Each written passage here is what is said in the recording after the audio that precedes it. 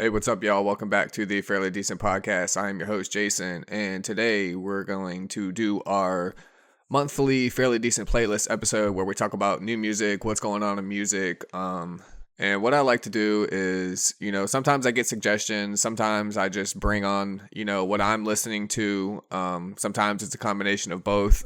So today is going to be like kind of a combination of both.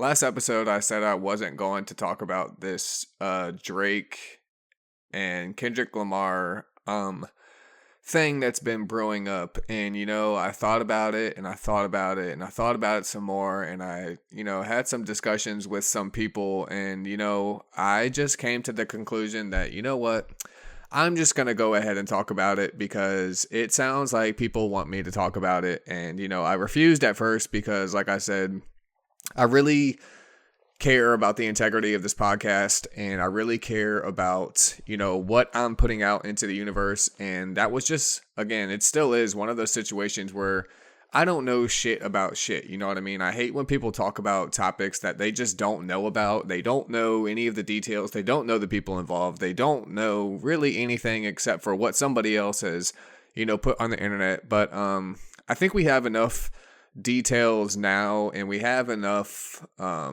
material and stuff like that to where I feel comfortable to talk about it. And I'm not going to spend an entire episode on it. I'm kind of just going to speak my piece, and I'm going to give you my opinion. And if you rock with my opinion, cool. If you don't, which most of you probably won't, that's okay too.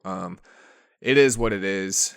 We're just not going to only talk about that. We're going to talk about, this new Future and Metro Boomin album also. And then I'm going to touch a little bit on this new Taylor Swift album. So yeah, let's go ahead and get right into it. Let's just go ahead and start with Drake and Kendrick Lamar. This is one of those situations that, as fans of hip hop, we have been waiting for something like this for a very long time. And, most of my audience is, people born in the late 80s and early 90s. And so if you've been a fan of hip hop, for as long as some of us have, at least my friend group, we've been waiting for something like this for a very long time. And I'll just keep it 100, 1,000, whatever you want to call it.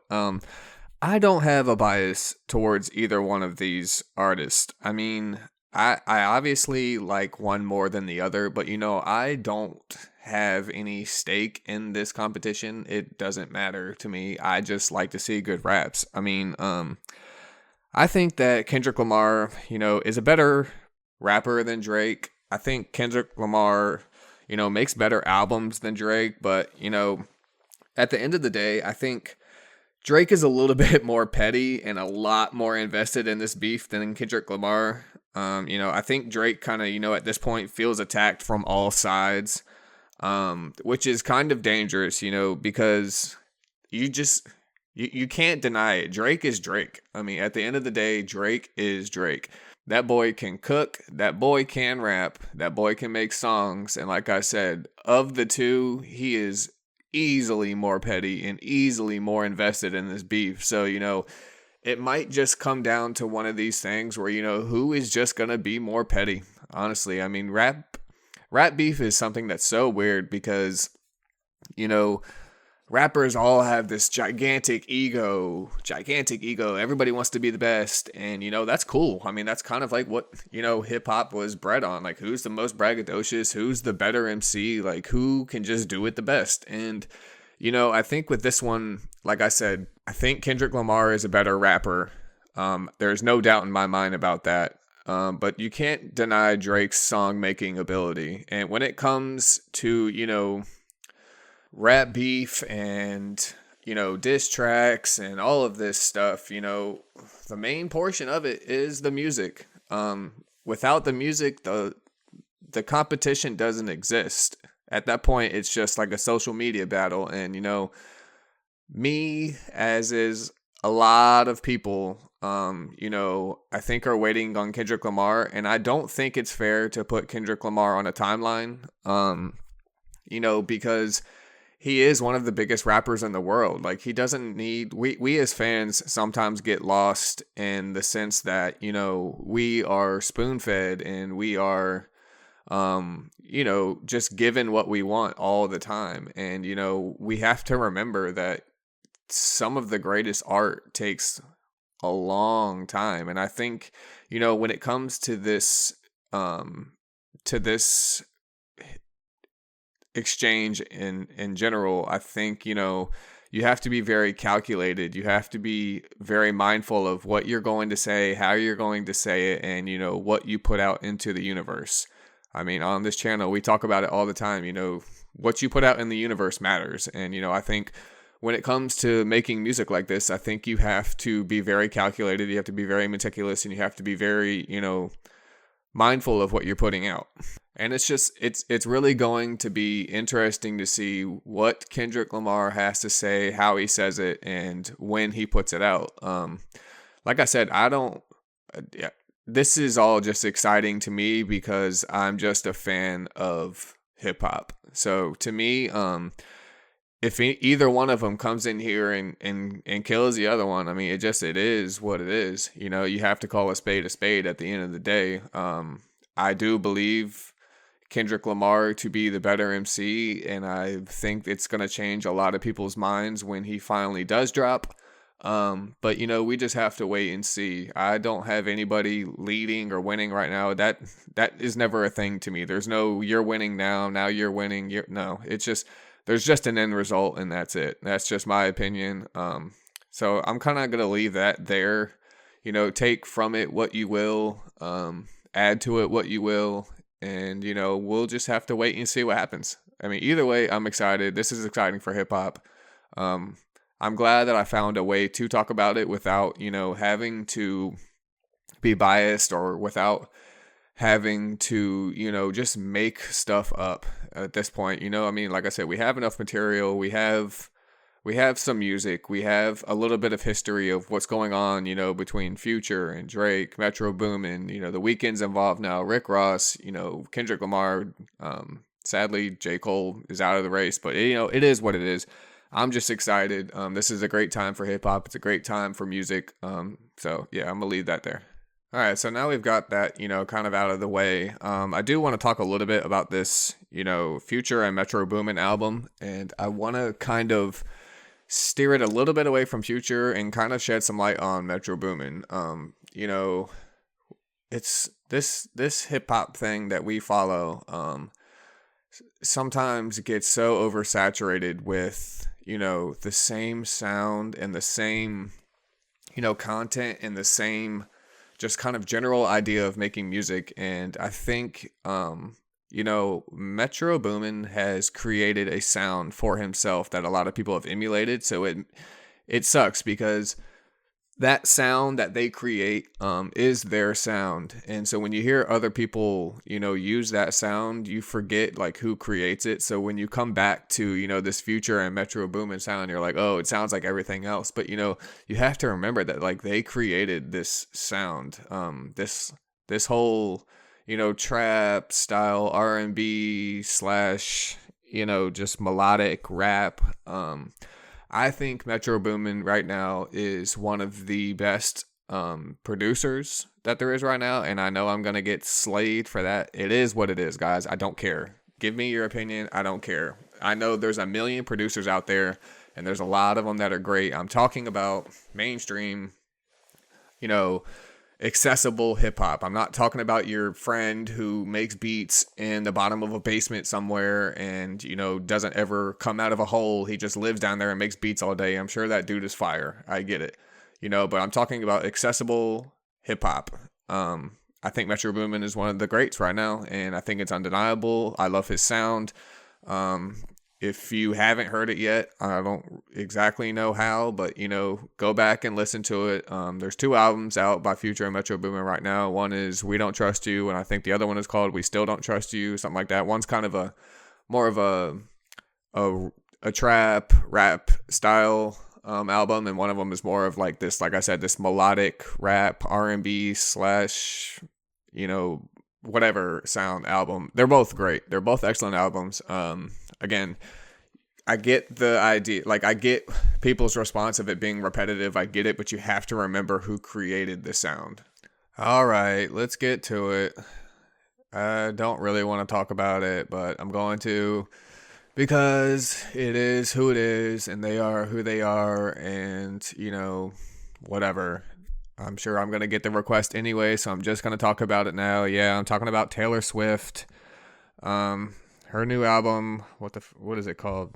The Tortured Poets Department, the Anthology. It's a lot. When it comes to Taylor Swift, right? I need to articulate this in a good way. It's Taylor Swift. She's not gonna make a bad album.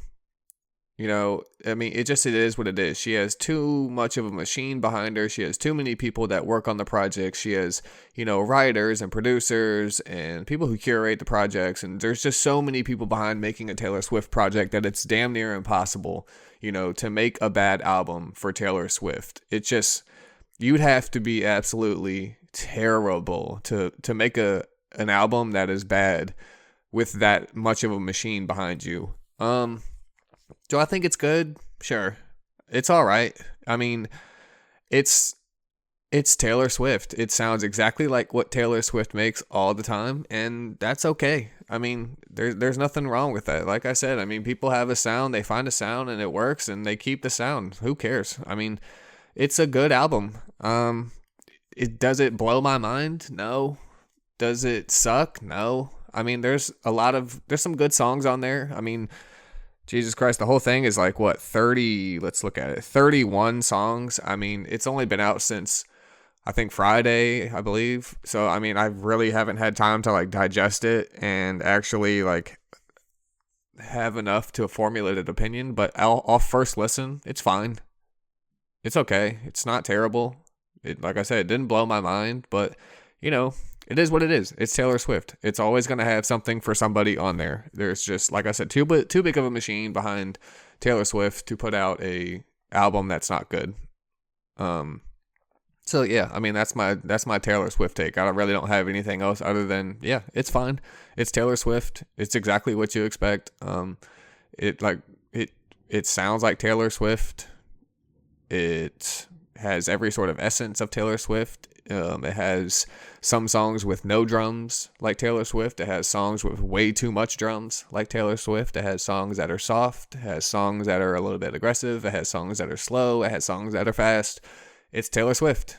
It is what it is. I don't have anything further than that on it. So respect my opinion. Like I said, it's 31 songs, so I really haven't even had a time to digest it anyway. So cut me some slack on that. And I'm pretty sure the majority of you who are listening to this now, unless you're like a Taylor Swift super fan, you probably haven't had enough time to digest it either. So go listen to it and we can revisit it at some point. But right now, it's cool. It's fine. And lastly, I'm actually really excited to talk about this. My boy CJ, he goes by CJ the Prophet. He has a new album coming out soon.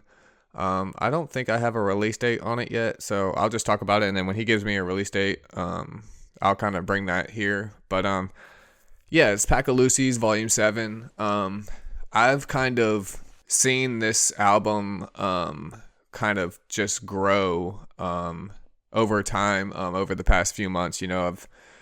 I've been with CJ, whether it's remote or in person, while he's been working on this project. And, this project is going to be very special. It has, again, something for everybody, I would say. It has a lot of features, which kind of, this whole Packalucci's thing is kind of for that. It's kind of true to its name. It's literally just a pack of Lucy's. But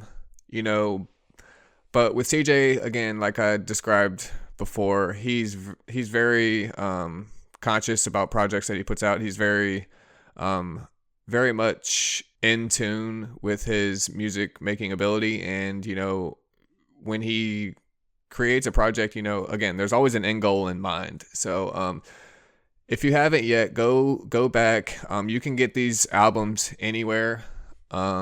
Go check out the first 6. I mean, they're all incredible, and they all progressively get better as, you know, musicians do and as artists do.